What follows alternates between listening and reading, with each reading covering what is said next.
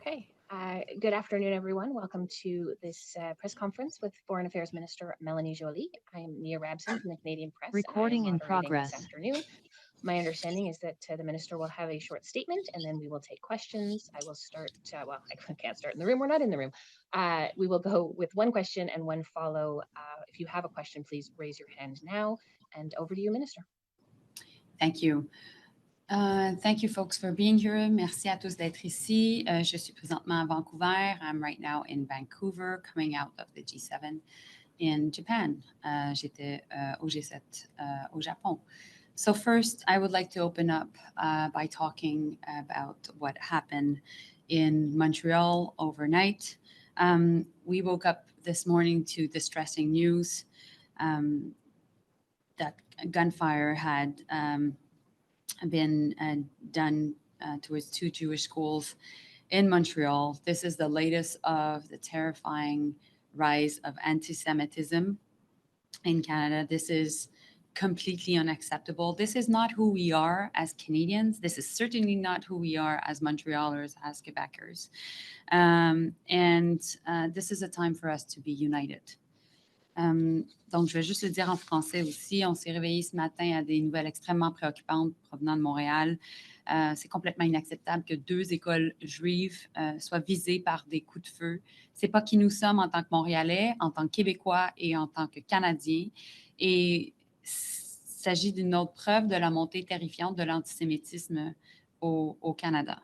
Quand on vise certains, en fait, c'est la sécurité de tous qui est affectée. Et donc, notre objectif est encore et toujours de demeurer unis malgré des moments très difficiles. As I was mentioning, I'm joining you from Vancouver, just returning from Tokyo from the G7. We had important discussions about geopolitical issues, including, of course, the Middle East. And as you saw, we are united. We all condemn the terrorist attacks. We all call for the hostages to be released, and we all call for more humanitarian aid to be sent to Gaza, and very concerned about the situation in Gaza. If I go much more specifically into 2 of these points, the first one on hostages to be released, we've appointed a senior official for hostage affairs. You know her. Her name is Julie Sunday. She's my Assistant Deputy Minister for Consular Affairs. Julie was in Tel Aviv and Jerusalem recently. She has left Israel. She is now heading to Egypt and will be heading to Qatar afterwards. Now, on the question of the humanitarian situation in Gaza, of course, we call for humanitarian pauses, humanitarian truce. There are good news coming from the White House today, and we'll be following up on this. We need, of course, more fuel, food, and water to be sent to Gaza. The only organization able to concretely do this in Gaza on the field is the UN, and in particular UNRWA, which is a branch of the UN. I met with the head of UNRWA, Philip Lazzarini, when I was in Amman in Jordan 3 weeks ago. I also had numerous conversations with him since then. And we are a significant donor of UNRWA. You've heard the Minister of International Development, Ahmed Hussein, who announced that we would be providing even more support to UNRWA in light of what is happening in Gaza. And today at the UN, we are reaffirming this important support towards UNRWA. And finally, when I was in Japan, I announced that there were 75 Canadians that were able to cross the Rafah gate out of Gaza, including a 14-year-old little baby girl that was able to cross with her mom. Canadians are being contacted as we speak and will be met later today by diplomats on the Egyptian side of the border. I'll be able to confirm the final number of Canadians able to leave Gaza later today. and there are also Canadians scheduled to be leaving tomorrow. Of course, we will continue to press on all parties to keep the Rafah gate open. Je vais juste le dire en français. Donc, je reviens tout juste de Tokyo, du Japon, où j'étais au G7. Je suis présentement à Vancouver. Nous avons eu plusieurs discussions géopolitiques importantes, incluant bien entendu sur la situation au Moyen-Orient. Et nous sommes unis. Nous condamnons bien entendu les attaques terroristes du Hamas du 7 octobre dernier. Nous en appelons à ce que tous les otages soient libérés et finalement, nous voulons que la situation humanitaire à Gaza s'améliore. Donc, sur la question des otages, nous avons envoyé une autre représentante aux affaires liées aux otages, pour la libération des otages, pardon, qui est notre sous-ministre adjointe Julie Sunday. Vous la connaissez parce qu'elle a fait plusieurs briefings techniques pour vous. Elle était en Israël récemment, elle vient tout juste de quitter en direction maintenant de l'Égypte et elle sera au Qatar plus tard dans les prochains jours. Et au niveau de la question humanitaire à Gaza, nous en appelons à ce qu'il y ait des pauses humanitaires, une trêve humanitaire. Nous avons des bonnes nouvelles qui proviennent de la Maison-Blanche un peu plus tôt aujourd'hui. Nous allons faire le suivi là-dessus. Il doit y avoir plus d'eau, de nourriture et de carburant qui soit acheminé à Gaza. La seule organisation vraiment capable de le faire sur le terrain à Gaza, c'est l'ONU, en particulier l'organisation de l'ONU qui s'appelle UNRWA. J'ai eu plusieurs conversations et une rencontre avec le président d'UNRWA, Philippe Lazzarini, lorsque j'étais à Amman, en Jordanie. Nous avons augmenté le financement d'UNRWA aussi et le ministre du Développement international l'a annoncé récemment. Et aujourd'hui, à l'ONU, à New York, nous réitérons notre appui pour UNRWA. Finalement, j'ai confirmé, alors que j'étais au Japon, qu'il y a 75 Canadiens qui ont été en mesure de quitter récemment Gaza. Et puis, bien entendu, aujourd'hui, il y a une autre évacuation de Canadiens de Gaza.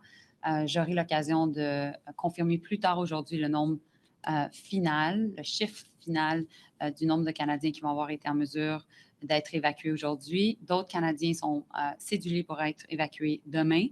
Et bien entendu, nous allons continuer à presser tous les partis pour permettre l'évacuation des Canadiens. Alors, je suis prête pour prendre vos questions.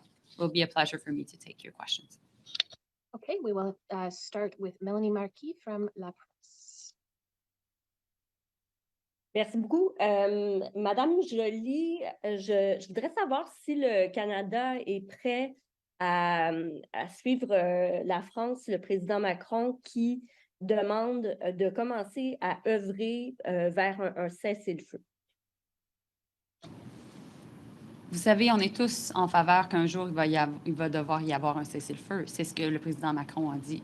Mais ce que la France a dit, c'est que présentement, nous sommes à un niveau de demander une trêve humanitaire.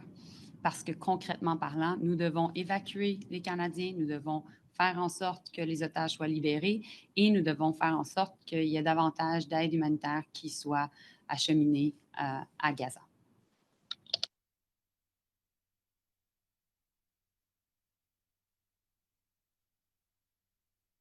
Mélanie, do you have another question? Ah oui, je m'excuse, j'ai été mise en sourdine. Est-ce que vous avez un échéancier, Madame Joly, pour un cessez-le-feu pour le réclamer? Nous avons la même position que la France, la même position que tout le G7, qui est essentiellement de faire en sorte qu'il y ait davantage de pauses humanitaires, une trêve humanitaire, parce qu'entre-temps, on a encore plus de 200 otages qui sont aux mains du Hamas. Ils doivent être libérés. Les bonnes nouvelles qui proviennent de la Maison-Blanche sont à l'effet qu'en effet, des trêves humanitaires vont être permises cette semaine pour permettre la libération d'otages, pour permettre aussi le fait qu'il y ait davantage d'aide humanitaire qui soit acheminée. Alors, je pense que dans toute cette situation extrêmement difficile et troublante, on voit qu'il y a une lueur d'espoir. We'll go now to Dylan Robertson from the Canadian Press.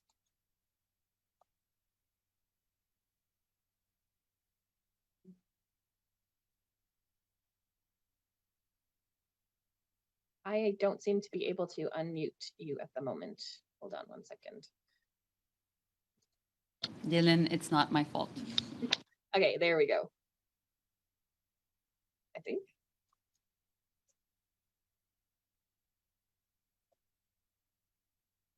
Hi, Minister. Thanks for taking our questions and for not muting me.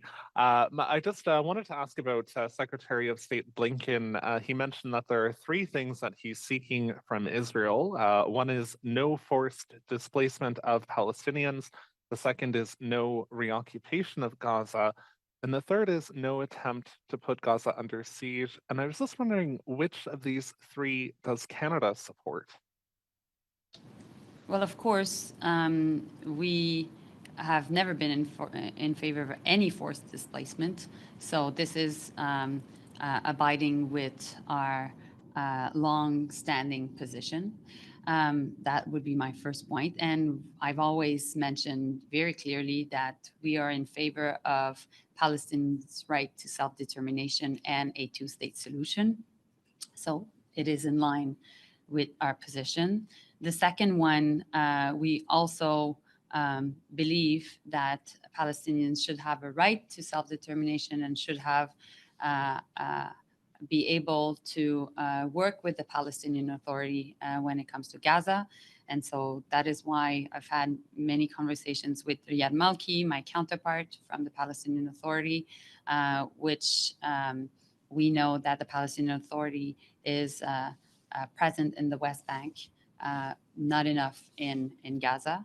So that's certainly something that we want to be able to press for and work on. And finally, on the question, sorry, could you repeat the last one? Yeah, thank you. It was no attempt to put Gaza under siege. Well, that's what two-state solution, making sure that we have we provide access to humanitarian aid in. That is why today at the UN, we are reinforcing our support to UNRWA and voting in favor of UNRWA. And that is why we've increased our funding. So it is actually exactly what we're doing and what we've done concretely since the beginning of this crisis. I must be frank, we were one of the first countries to talk about the protection of civilians in the context of this crisis. When I say one of the first countries, I mean within the G7.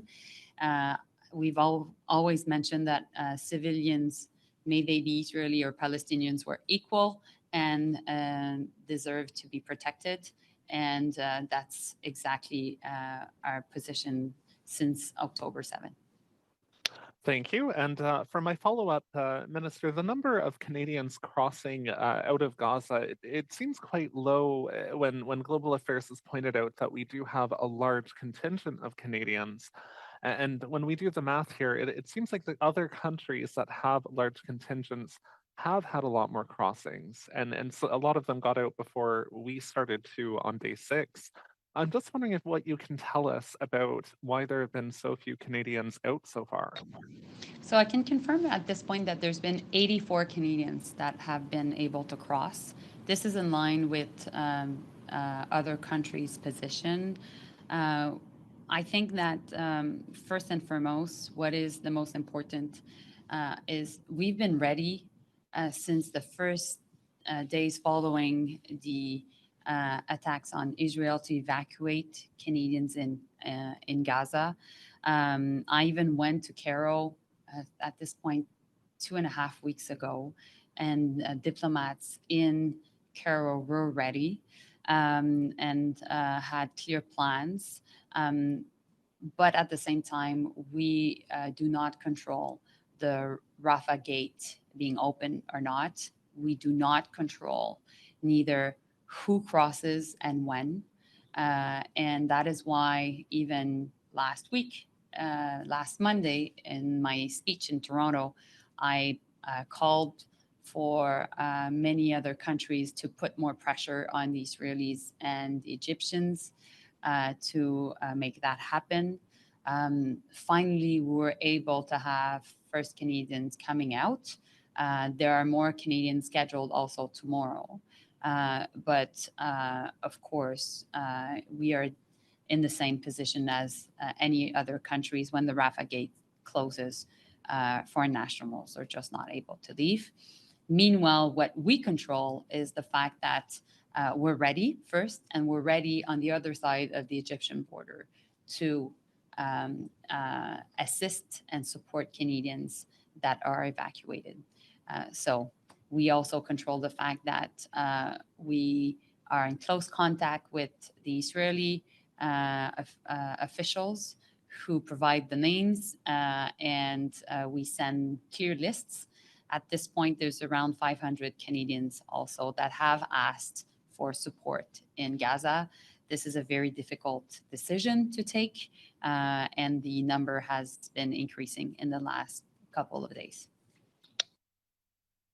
Okay, we'll go to Olivier Ferrand-Boisé from TVA. Oui, bonjour. Bonjour, bonjour. Madame Joly, les rapports en provenance de la Maison-Blanche font état pour l'instant de ce qui serait des pauses de 4 heures. Est-ce que selon vous, c'est suffisant pour accomplir vos buts, c'est-à-dire faire rentrer l'aide, évacuer les Canadiens, puis libérer les otages? Bien, je pense que c'est un bon début. Finalement, les parties se sont entendues. J'ai toujours dit qu'il fallait y avoir plus de pauses humanitaires, une trêve humanitaire pour non seulement permettre, comme je l'ai dit, les Canadiens d'être évacués, les otages d'être libérés et aussi qu'il y ait de l'aide humanitaire qui puisse aider la population palestinienne prise à Gaza, mais aussi ça va permettre une forme de détente et donc permettre, je l'espère, encore plus de négociations à la table de négociation où il y a les Israéliens, le Hamas et le Qatar qui est présent à la table de négociation en tant que modérateur. Merci. Et je me demandais également si vous jugiez qu'Israël fait preuve de retenue dans ses bombardements, ses attaques, afin de minimiser l'impact sur les civils. Hier, c'est le chef du bloc qui lui disait n'y voir aucune retenue. Écoutez, je ne commenterai pas dans les détails ce que Israël fait. Ce qu'on sait, par contre, c'est qu'en tout moment, lorsque un pays se défend, comme Israël présentement, ils doivent respecter le droit international, en particulier le droit international humanitaire. Tout doit être fait pour protéger les civils. Je vous dirais protéger davantage les civils parce qu'à ce stade-ci, il y a déjà trop de civils qui ont perdu la vie, il y a trop d'enfants qui sont morts, il y a trop de femmes qui sont décédées, des civils qui sont innocents. En même temps, on sait très bien que le Hamas utilise la population civile palestinienne au détriment des Palestiniens en tentant de se cacher parfois dans des infrastructures civiles, ce qui est un énorme problème également. Alors, c'est pour ça que les pauses humanitaires vont, je l'espère, permettre à ce que les civils soient davantage protégés, mais sincèrement, la situation est extrêmement préoccupante et vivre à Gaza présentement, c'est vivre dans l'endroit le plus difficile où vivre au monde. Thank you. We will go now to Brian Platt from Bloomberg News.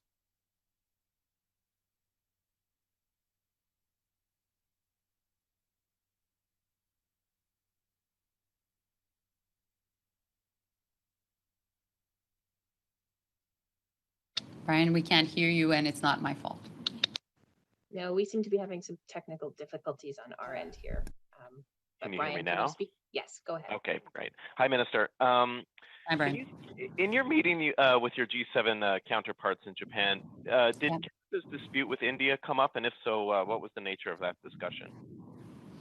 Of course, we talk about our relationship within the Indo-Pacific with all our friends and like-minded. And of course, we are preoccupied by India's decision to get rid of the diplomatic immunities of 41 of our Canadian diplomats, which put their safety at risk.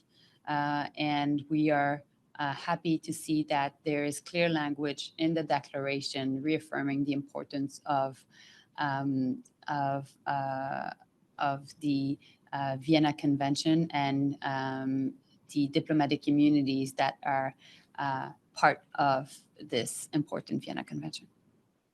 And Brian, we can provide you the exact text that is highlighted in the declaration. Thank you. So last month we saw India continue processing Canadian visas, and you mentioned the group of Canadian diplomats who had to leave India. Do you think this dispute is kind of settled in now? Are we past the point of diplomatic retaliation over this, or how do you see the situation right now and where it goes from here? Well, first and foremost, I've said it many times when I announced that 41 Canadian diplomats had to leave India because of the fact that their immunities was being taken back. I said clearly that Canada would not retaliate because we believe that this is a precedent-setting decision that we do not not only recognize, but that we don't want to abide by. So that's the first. Second, when it comes to India, I've mentioned it many times. I'm in close contact with my counterpart, Minister Jaishankar, and we know that this is a difficult moment in a relationship that spanned decades. And so therefore, I'm convinced that we will be able to get through this difficult period, as we know that we have many interests also that we can work together in common. Okay, we'll try Laurence Martin from Radio-Canada. Oui, bonjour Madame Joly. Laurence. Vous avez dit on a la même position que la France. Monsieur Macron dit il faut œuvrer pour un cessez-le-feu. Donc, vous aussi, vous dites ça, si je comprends bien. Le Canada dit il faut œuvrer pour un cessez-le-feu. Mais Laurence, il faut toujours œuvrer pour un cessez-le-feu. C'est pour ça qu'il faut faire en sorte que les conditions qui vont mener à un cessez-le-feu soient remplies. Et c'est pour ça que, justement, la France, tout le G7, le Canada demandent une trêve humanitaire. Une trêve humanitaire qui est immédiate, une trêve humanitaire qui est durable, une trêve humanitaire qui va être aussi soutenue.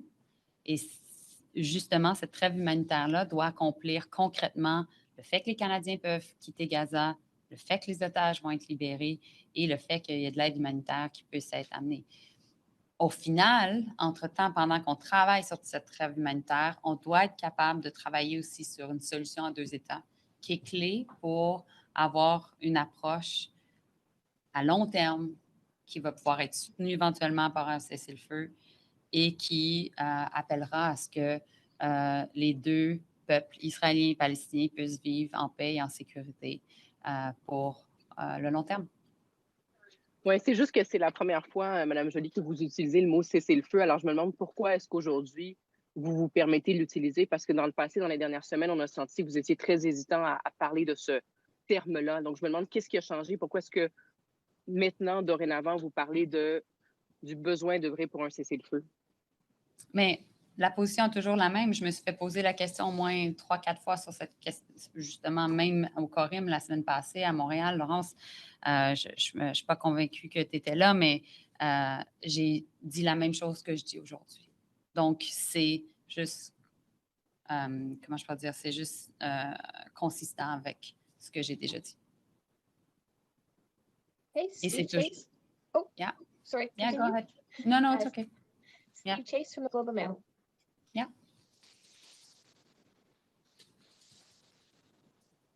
Hi, Steve. Hi. Can you hear me now? I can hear you. Great. Perfect. I wanted to cast our minds forward to next week to the APEC meeting in San Francisco, and especially the expected meeting between Biden and Xi. I guess this would be their first meeting in a year and the first time Mr. Xi has traveled to the United States in, 6 years. I wanted to ask you, as the architect of the Indo-Pacific strategy, what your hopes are for this meeting, if it were to occur, and how it could help Canada. It is an important meeting. I've had also many conversations directly with Tony Blinken over the past 2 days on APEC and also on the presence of President Xi. in California. The Prime Minister, Minister Mary Ng, and myself will be there, as you know. And it is part of our Indo-Pacific strategy to get even more engaged in the different diplomatic architectures of the Indo-Pacific, of course, including APEC. And I look forward to having really good conversations and engagement with many of my counterparts of the region. Can I just follow up with your comments you made in Tokyo on Tuesday? You said Canada can provide critical minerals and energy to Japan. What kind of energy did you have in mind there? Well, of course, we know that there's an important project, LNG project in British Columbia, where I am right now. The project is going to be ready starting 2025. This will help export LNG to Japan, to Korea, to Malaysia, amongst other countries, which are countries that are dependent on Russian gas. And not only do we, and of course, we know that Japan and other countries of the region are also looking to divert their investments in critical minerals from China to other countries, including Canada. So we look forward to having more investments in that field. That is why also there was a trade mission that my colleague Mary Ng was in charge of and was present in Japan a couple of days ago. Finally, I think that in the context of the Indo-Pacific strategy, Steve, we've increased our presence in terms of military ships in the region. At this point, we have 3 military naval assets, and we are the country that have the most after the US. So this was, of course, something that Japan was very pleased by. Okay, thanks. Okay, unfortunately, that is all the time the minister has today. So thank you very much, and everyone have a great afternoon.